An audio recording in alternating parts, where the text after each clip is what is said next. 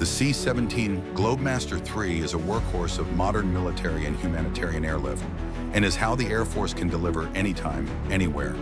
It is largely used to rapidly transport large forces, all types of cargo, and equipment over intercontinental distances. With in-flight refueling, its range is truly global, allowing it to reach main operating bases or directly to forward bases in deployment areas. Unlike larger transport aircraft that often require large, well-equipped airfields, the C-17 is designed to deliver cargo directly to austere, smaller, and even unpaved airfields closer to the point of need.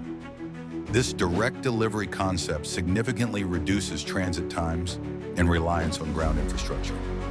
Subscribe for more videos.